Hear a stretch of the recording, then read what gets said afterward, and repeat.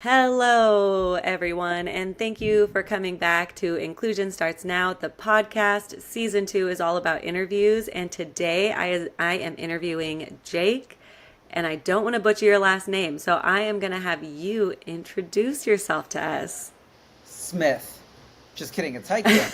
Backwards, that actually spells out necktie.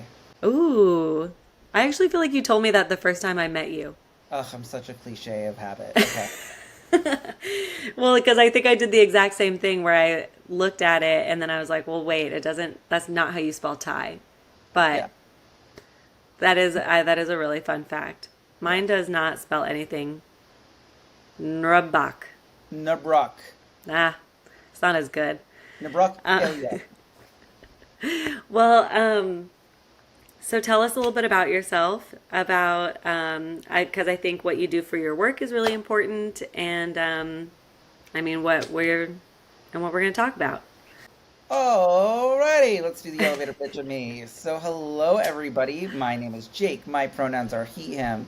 For those who are visually impaired or have low vision or are blind, my visual description is I am a white male with a scruffy beard right now coming in. I'm wearing a brown beanie on my head and a black and white striped shirt that is going horizontally. I also, what you don't see in this recording, is that I am a wheelchair user, currently sitting in an office chair. So a little bit about me. Well, before we get into like that part, I run diversity and inclusion for a biotech genetic engineering company based in Boston. I live in New York. But I've also been working in DEI and big tech for over a decade. I've been at organizations like Airbnb, Snapchat, consulted at, worked at Lyft, consulted at a bunch of organizations. And so, yeah, that's the work that I do, making sure that we can create equitable opportunities for people in the organizations that I support. What also, going back to the wheelchair, I was born with, at the time, an undiagnosed muscular condition. I got a diagnosis when I was 28 years old. I also have another disease called Gaucher's disease. I also have ADHD. I have family members with disabilities, including Parkinson's, Alzheimer's, manic bipolar, mental health, all the things. I personally, with everything that I've been through, have experienced anxiety and depression. So those are all the fun little tidbits about me. And Caleb, back to you. I love it. Thank you so much, and thank you for doing the visual description. Uh, I used to work in the deafblind community, and that was something that we like regularly did on all of our meetings because there was just a wide range of employees that were deaf or hard of hearing, blind, low vision, a mix of the two, and it was really helpful for just everyone that like before we spoke, we would say like, this is Kayla, and then you'd speak. And that was for either like Braille transcribers or people interpreting, because they couldn't always hear our voice or see who's talking, and so everything was able to be like said to them. So then which was also great that they were so, like everyone was so good at remembering all the names, Mm-hmm. because I do not do that. I am so horrible with names because I'm just like looking at the person. Like it's kind of something I feel like uh, it's just like one of those things that you don't think about, which I think is actually kind of a barrier of inclusion, like inclusive practices, because people are just like, oh, I don't know, I don't need it, so I don't think about it, and Well, and because of it's that, like a huge barrier.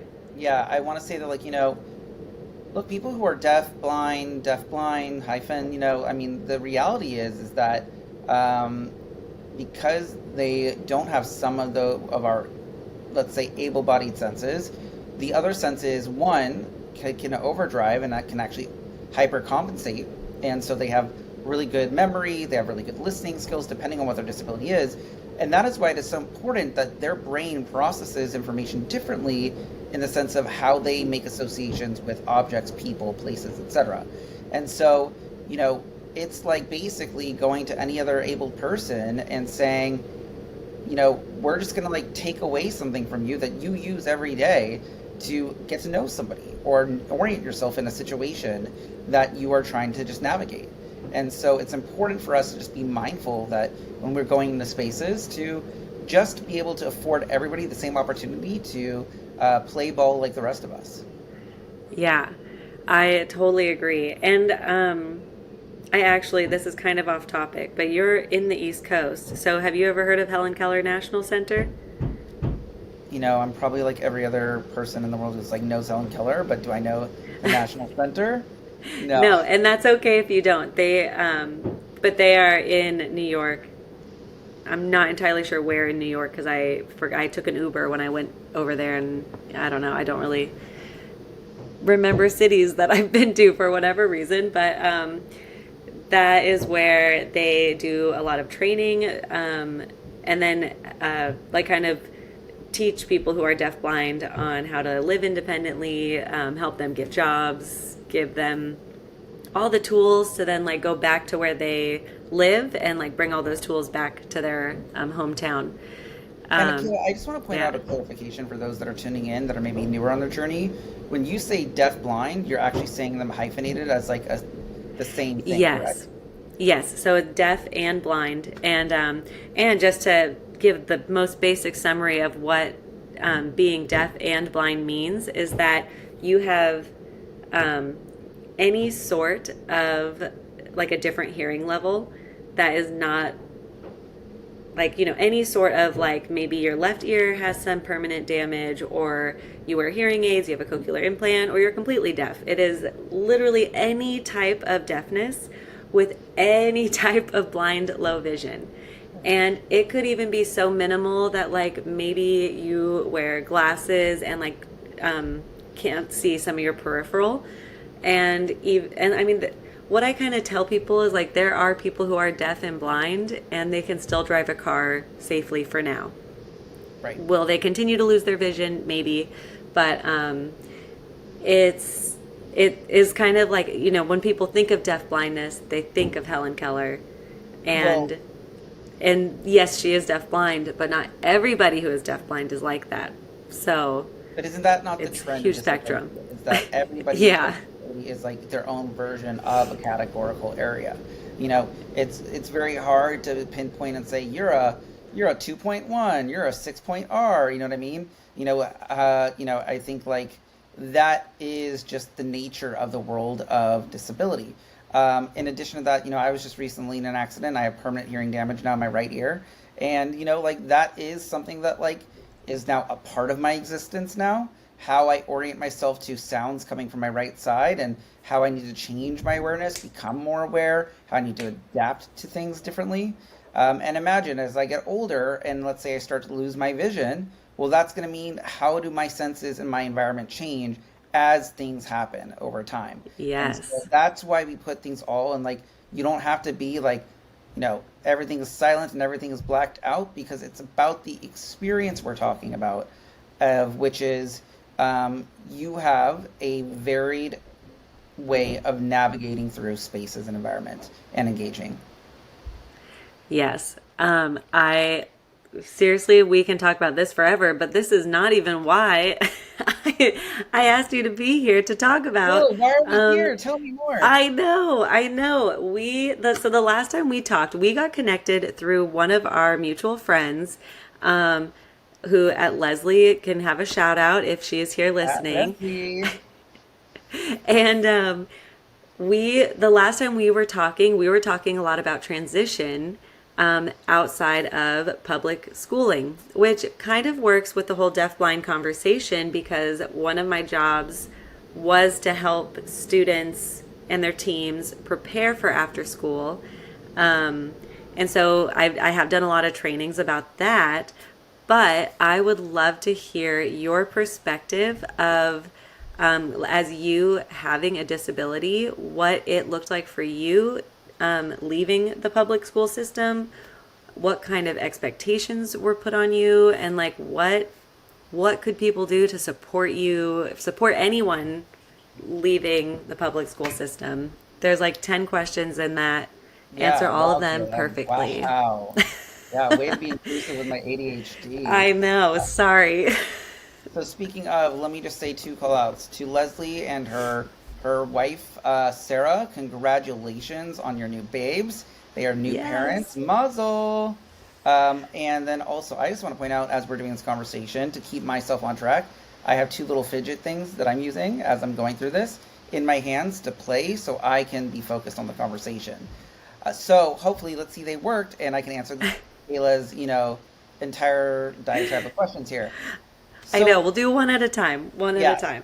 So growing up, before I was in a wheelchair, which started around 13, I was in grade school, and I always had weakness. And so with that came, my experience was different. How I played on the playground, how I, was the things I needed for physical therapy, the ways that I, moved or did things. Did I need assistance doing things?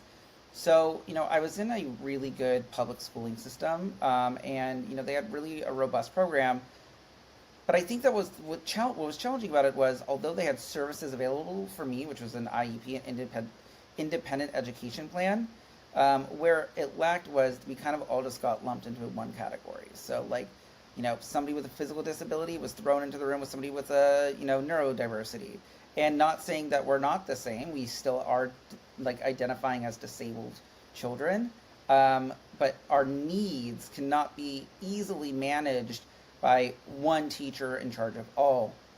So basically we were all having to adapt on our education program a lot of the time to each other's needs. And I'm not saying that's bad, but I think when you build out, let's say, independent education programs where you have, let's say, separate courses or classes, it is important to have maybe multiple teachers in a program, not just one. So that way they can kind of split and conquer. But that being said, I was predominantly in the regular courses with everybody. And I didn't have one of these experiences where, it was like kids bullying me on the playground like you see in the movies. I'm sure that exists, and heart goes out to anybody that has experience with that. I do think that there were moments that I can identify as bullying, but it was just never on that level that you see in films. Hmm. Being also a gay kid, I was hanging out with all the girls, and I think girls are just taught in society to be more empathetic, and show emotion and understanding and acknowledgement of people. They can also be taught the opposite too. I mean, but let's be real. But that's another conversation about gender norms of what we teach and don't teach. But yeah, so I did that. Then I went into seventh grade. When I was in seventh grade, after seventh grade, I was losing the ability to walk. I grew 11 inches in seventh grade. My muscles weren't keeping up. I was really starting to struggle my movement. And then 2 weeks before eighth grade, I broke my leg playing around at my friend's house, and that started the onset of needing a wheelchair.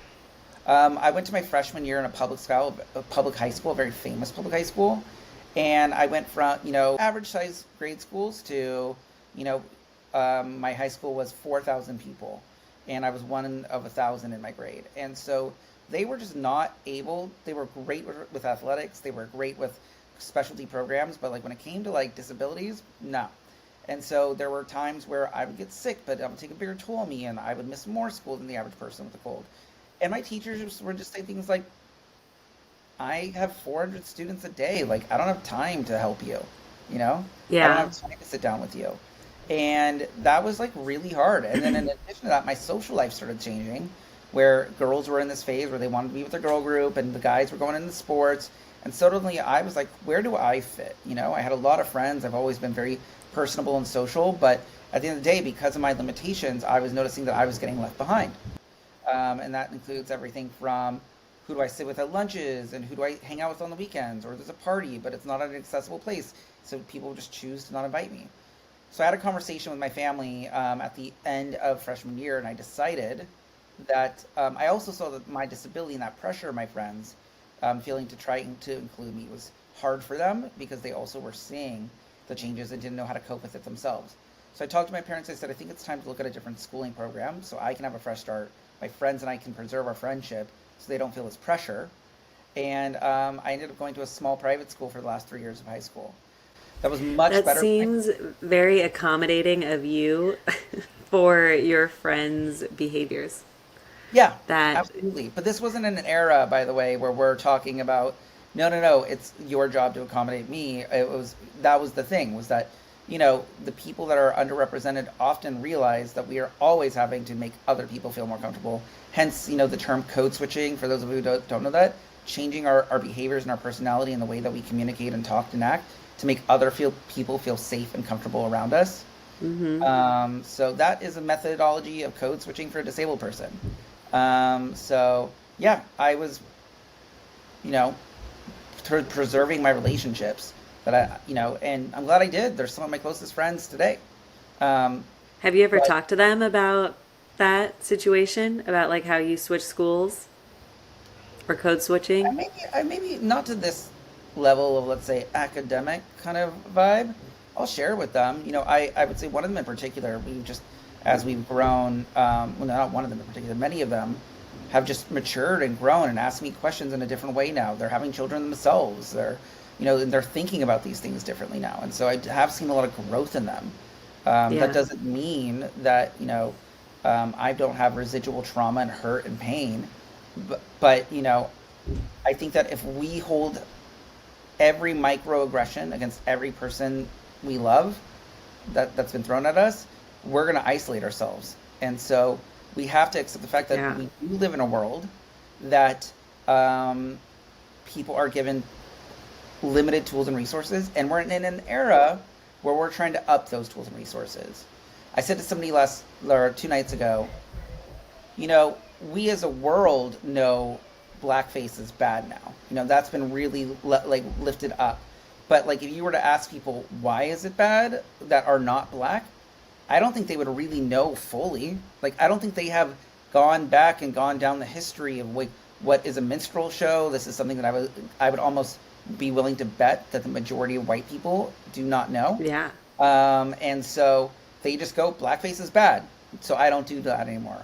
But the reality is that it's not just about saying what's bad.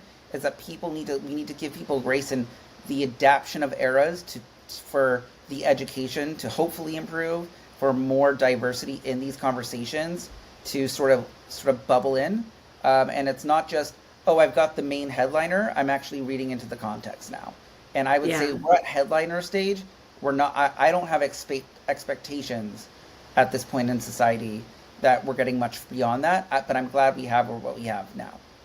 Yeah, I definitely think there's some improving, but I do think it takes a lot for parents and teachers or just adults in general to be focusing on this when educating their children. And I mean, of course, because I'm an inclusion specialist is my title. Of course, it's something that we think about and work on in our house more than I would assume most people would.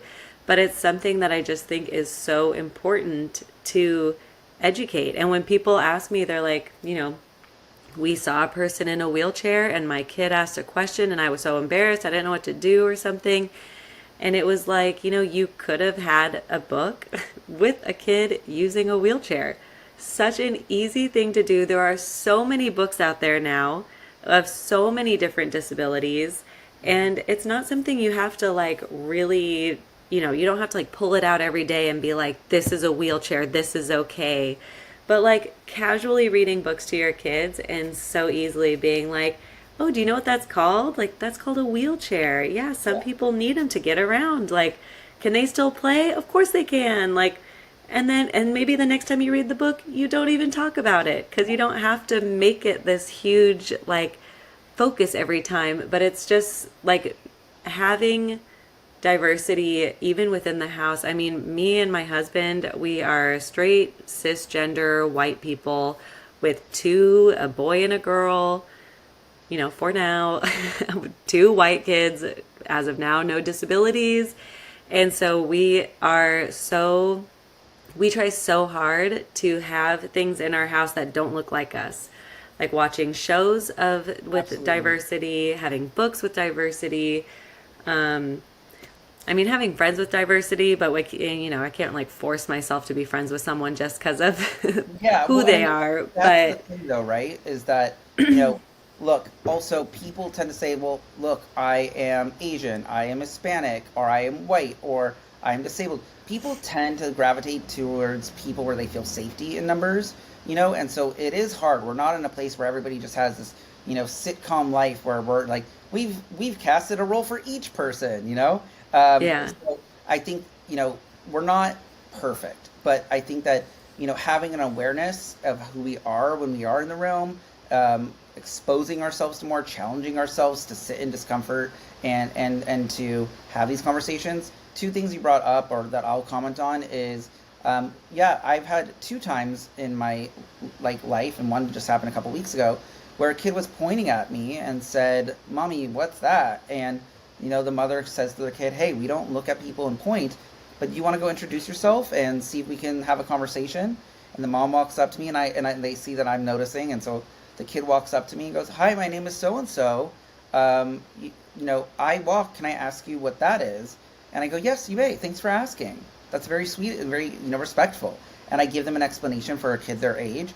And I always make sure to tell the mother, "Thank you for giving me agency as a human being, and teaching your daughter that it's okay to approach a conversation that will be different for you, and having that dialogue, and not being embarrassed to say, I don't know what this is, and I would like to go on my journey to understand." There's other things that happen, that I think about, which is, to your point, like, does this mean, like, oh, somebody's going to listen to me like, "Oh my gosh, I want to hang out with Jake, that white guy, and I identify as something different"? No, I'm not expecting anybody who's listening that doesn't identify with my identities to say, "He seems cool, I'm going to reach out and hang." But if you are interested, hey, reach out and hang. I'm a friendly guy. But, like, I understand and respect that everybody has their space and their zone, but we still want to do what we're doing, by recognizing if opportunity to expand our communities evolves. Like, I want to be prepared to not have to put the onus on everybody to say, "Oh, you're a new type of friend for me, and I haven't done anything. Can you give me all the education?" And there's things that, like I said, we have to give people grace and where they are on their journeys and where they aren't. An example of things that happened to me in grade school, despite going to private school, then you're having wealthy parents, in private school that are teaching their kids the wrong things. And for instance, my senior year of high school, there was a senior trip where we were all supposed to travel for 6 weeks, and the parents petitioned for me not to be allowed to go on the trip because they thought it would impact their child's experience. Now, to this Wow. day, I don't know, and I'm actually hoping to find out actually soon because I reconnected with somebody who might know the answer to that. But the point of this is that this is what my friends were taught. That doesn't make my friends bad people. This is the Yeah. teachers that were their teachers, their parents that were adults that had their children's positions in mind, and there was this sense of, I'm here to protect my child to give them the best experience at the peril of somebody else's experience. And so, in one side, you're like, "Whoa, those are great parents. Those are willing to do anything for their kid." But also, oh my God, those are bad people. They were willing to ruin a young kid's experience and not be inclusive.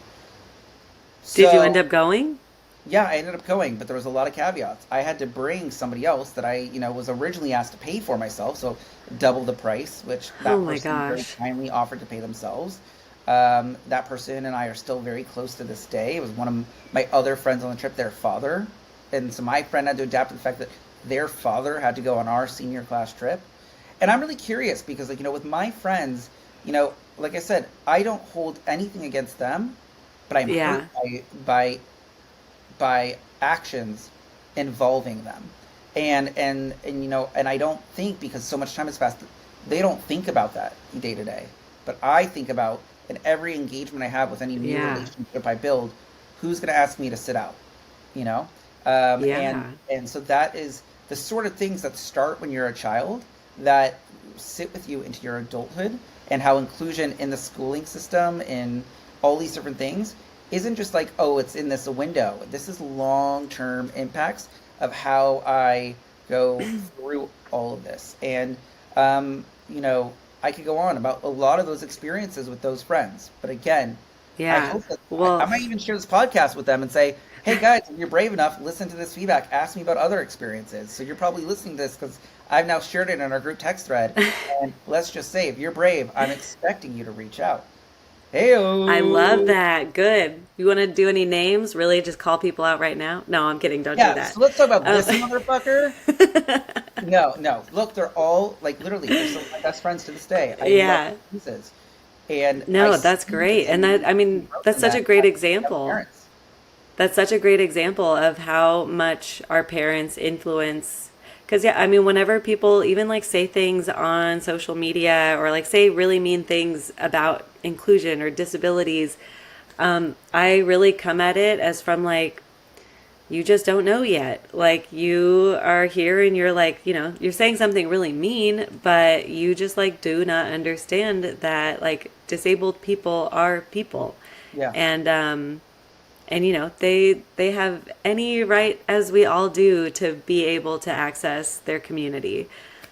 Well, I just think And it's funny actually, because we're all going to become disabled at some point of our lives, right? yes. The Oh, I conversation yeah. where our parents are aging, our siblings are aging, our children are going to age, ourselves, Mhm.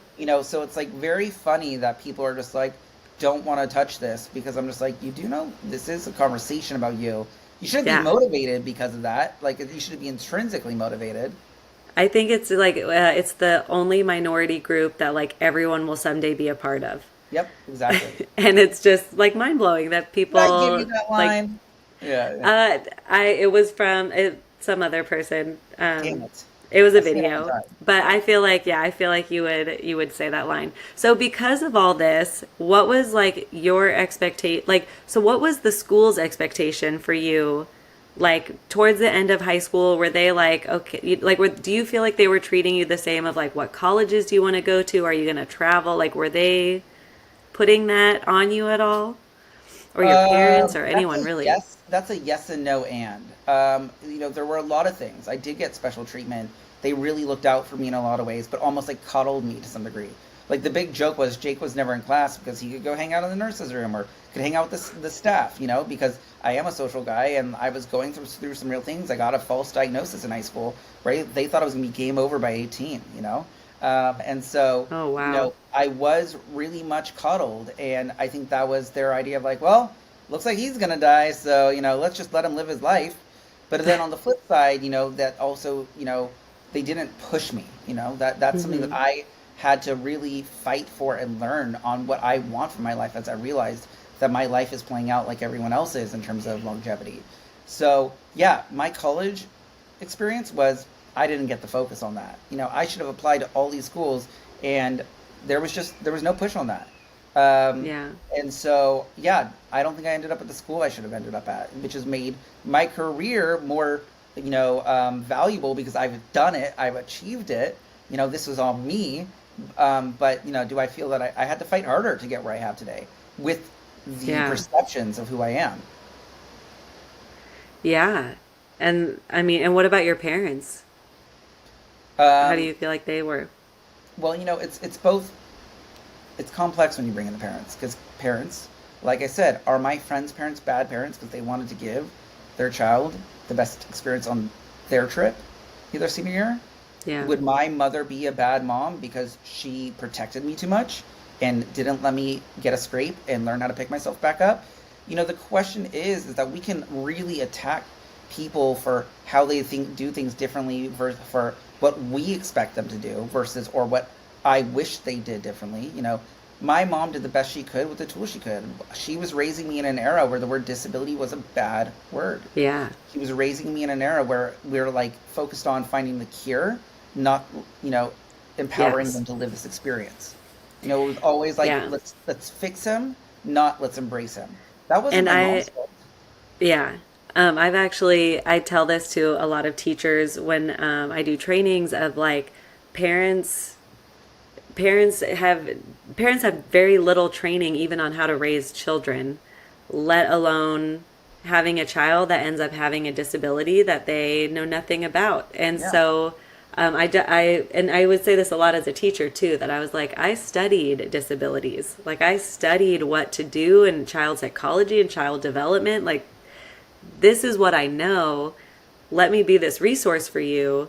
So you can like bring these practices home, or let me teach you how to like presume competence in your but now children. Like, can you imagine that, like, you're a parent, like I will say my mom was, that was so determined to not associate me with disability that we didn't pursue, services that like with people like you who've been trained for this.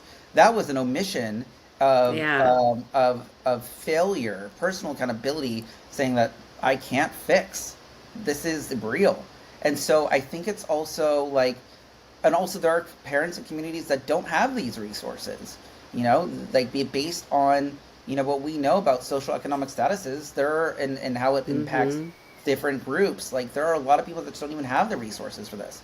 So a lot, I would say a large majority of parents are actually going into this, for lack of a better word, blind, and just stuck to their own, vices of just like, what do they know? And what they know is how we've always talked about it, which Yeah. is why it's so important to say, if you heard this today and you're like, oh my goodness, I know my friend, is navigating that with their child. Let me share this podcast. Yeah. Yeah. I mean, I think it's just, people, there's like a lot of history about how, there people with disabilities were first told to like get put into homes. And then parents finally were like, no, I don't want them to do that. And then they had siblings that were typically developing. And they're like, well, wait a minute. Why is this person, able to go to class? Like, why is this kid being treated so well? Like, when this one isn't? And so then it was like, I felt like this was probably, I want to say like the 80s, maybe 70s, 80s, 90s, of like the parents really started being like, okay, no, this isn't cool. And then I feel like today, all of those children have now grown up and they're like these self advocates who are like, you know, like using their voice to be like, hey, I'm a person. Like, just because I have a disability doesn't mean I'm not like capable of like being here and being a part We of this I'm a product of the community. I'm a product of the philanthropy generation. You want to help a kid Yeah. with disability? Bring them to Disneyland with this little weekend long camp. And a lot of disabled kids are really bitter because what ends up happening is you're looked at as a good cause, and the moment you grow up and you have to do transition into being an independent person, guess what? You're thrown to the curb. You're no longer cute and adorable for fundraising dollars. And so Mm-hmm. what happens is all these kids feel so special because they're told they're so special, they're so inspiring. And then the moment they're adults, we now have to go into the world, and we're totally fucked. And we're angry. We're like, I am figuring this out on my own, and guess what? Now my parents are dying. My parents have their own disabilities, and I'm having to now care for them and navigate how to what it's like to date in the gay vein community and build a career, you know? So Yeah. I'm just like, you know, fuck the philanthropy era because transitions is real. So you have a lot of disabled kids that are voices in this now because they're disabled adults, Mm-hmm. and are realize that they were actually underserved based on how society was looking at them as cute, inspirational, poster children for a campaign versus that they're individuals, they're people. They have Yeah. a need to have des- desires professionally, sexually, just humanness, just agency was just stripped from them. I'm pretty sure we can talk for literally hours about Mm. every subject, so much more. But I do try to keep these about 30 minutes. So we are going to just do one more question of for any just adults listening to this, parents, teachers, or your friends, like if you could tell someone what we could do for our future generations, what would it be? Oh man, I'm gonna give something that's so gross. I'm gonna use like this like businessy sort of thing where engineers do something called the five whys, and Okay. you have a goal, you know, like, and let's use the situation of disability here. I want Jake to be independent, when he's an adult, and then you go, okay, that's the goal. So then you go, the first why. Why do I want Jake independent when he's an adult? I want Jake to be independent as an adult because I want him to be able to survive on his own. Why do you want Jake to survive on his own? I want Jake to survive on his own because he will not always have people and resources to be able to help him. Why will Jake not always have people and resources to help him? Because, and you go down this list 5 times, and the goal when you ask why 5 times, but why to the latter half of the last learning, you get down to a basic core function, which is, um, maybe what you need to look at to start fixing. Yeah. And and so what I want to encourage people to do is to ask why and say after that, what more? And Yeah. so, you have a lot of the disability industry right now is all really focused on, you know, legislation and what is the bare minimum. Yeah. And so I want people to look at this of I don't want to like you're going to hit the ceiling very fast. I want this individual, I want people with disabilities to have not the minimum, but I want them to have equitable, equal access to a life of happiness and opportunity. And so ask why and ask what more. I love that. And I've never heard that. That's like an engineer thing. Yeah. Is that what you were saying? Yeah. I have been in education all my life. So I seriously only know education, and I love hearing about like what other what other jobs do, because I would always tell people, I'm like, I can show you a picture schedule of what I did all day. Like, I do not understand what other people do that make them so busy. They're just like Yeah. always doing emails and meetings, but And I did this conversation the sounds other day. great. We have to be critical thinkers. Yeah. We have to be willing to not just listen to sound bites in social media, or which is in like relationships to disabilities coming back here, is dictating what people want to think of us as. And so ask questions when you see something, hear something, or are presented with something. Yeah. I was going to ask you, do you go to therapy? Because this feels like a very healthy way of I mean, anything going on in our world. Like it is really hard for me when people have just like these really strong opinions that no one can change their mind. And I'm like, I think like that's not, we should always be rethinking. We should always thinking why is it like this? What more can we be doing? Like, it's never this one and done thing. Yeah. So to And answer this that just question, feels very I therapeutic. yeah. No, to answer your question, fun fact, in July there will be another podcast that I will be on, actually with my former therapist, about helping Oh, men navigate how to start pursuing their own mental health. oh Um, my God, that sounds so good. yeah, so that I'll give a plug there too. Yeah. Oh And yeah, do all your plugs right now. oh well, I actually need the name of that, but we'll put it in the description Yes. of Send it this. to me and I will add it in there. Yes, but my social media is I rolled up like this. Feel free to Love it. follow me, reach out, and all that. I think that, also just a plug for mental health. Yeah, I've been in therapy since I was 4 years old. So I think there's a Love it. reason, that I have really good tools. And I think there's a reason my former therapist was sort of like, I don't know if you need me. I actually want you for a podcast kind of thing. Uh, so I think that, I just utilize them as a place like, I just need to vent, like that was just it. And that's where I am because I have built really now for over 30 years the skills and the tools to navigate this. And people are always telling me I should have been a therapist. My problem is that I want to tell people what to do. I don't have patience.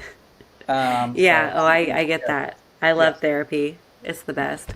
Okay, well, we are going to end. Thank you, everyone who came. I will make sure to put everything at the bottom in the description. Inclusion starts with you, and we all just want to help. So have a great day. Thank you, everyone. Thank you, everybody.